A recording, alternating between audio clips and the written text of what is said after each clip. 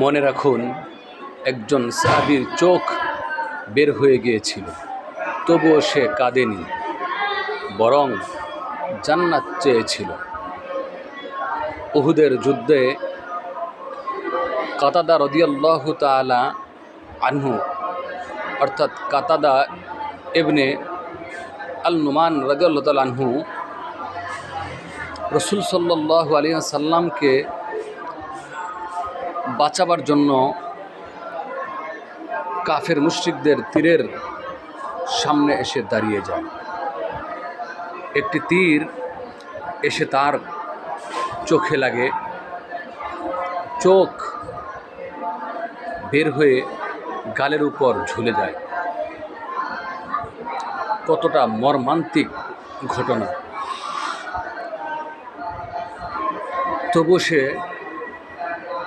কাঁদেনি, বরং জান্নাত চেয়েছিল। সাহাবা কেরাম তাকে ধরে রাসূল সাল্লাল্লাহু আলাইহি ওয়াসাল্লামের কাছে নিয়ে গেলেন। রাসূল সাল্লাল্লাহু আলাইহি ওয়াসাল্লাম নিজের হাতে চোখটিকে আবার আগের জায়গায় বসিয়ে লাগিয়ে দিলেন, চাপ দিলেন, দোয়া করে দিলেন। চোখ আগের তুলনায় অনেক গুণ বেশি ভালো হয়ে গেল। সুবহানাল্লাহ। তো এরপর একদিন রাসূল সাল্লাল্লাহু আলাইহি সাল্লাম কাতাদা রাদিয়াল্লাহু তাআলা আনহুকে জিজ্ঞেস করলেন, হে কাতাদা, তুমি কি চোখের বিনিময়ে জান্নাত চাও নাকি?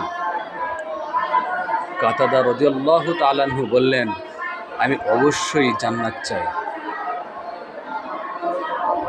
তো প্রিয় ভাইয়েরা, কতটা ভালোবাসা হলে নিজের চোখ যাওয়ার পরও জান্নাতের আশা করতে পারে, একজন খাঁটি মুমিন ছাড়া সম্ভব নয়। আল্লাহ তাআলা আমাদের সকলকেই তৌফিক দান করুন। আমিন।